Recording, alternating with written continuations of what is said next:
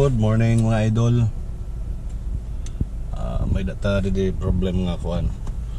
Suzuki Ertiga mga idol. Ito yung problema, transmission ayaw magano, stuck here.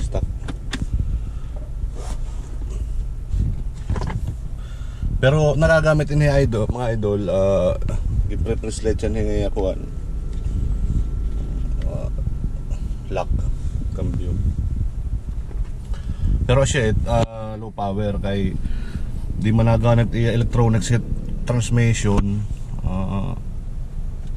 So dere siya nagkakambyo. Siguro mga trasera lat iya cambio. Maluyat iya arangkada, tas dere nang change gear. Nadalagan na ni naugong na. So ano hitaboy ni mga idol, kuan nag-jump start hira kay naglilinubat na battery kasi balyuan nag-jump start rin kuan. So napiktuhan ni TCM transmission control module. So may dito mga pyesa nga nasunog.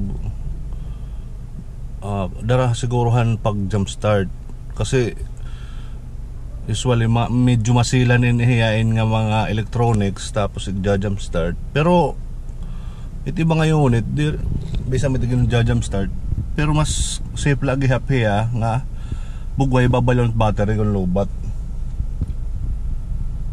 Sugan siya ni binigay pero di kita maarang kung may datan ni tama. Pero siya almost 5 years na niya Ertiga.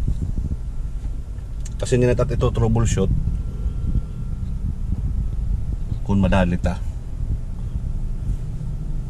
Kasi kung dito ka sa inhera medyo madadakaan hera gasto. So nag-try mo na hera din binisaya lang nga pag-upay.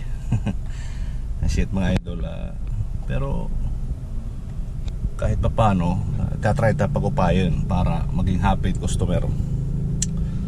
So siya lang mga idol, update na lang kamo result kung maupay na hiya. Okay, salamat, God bless.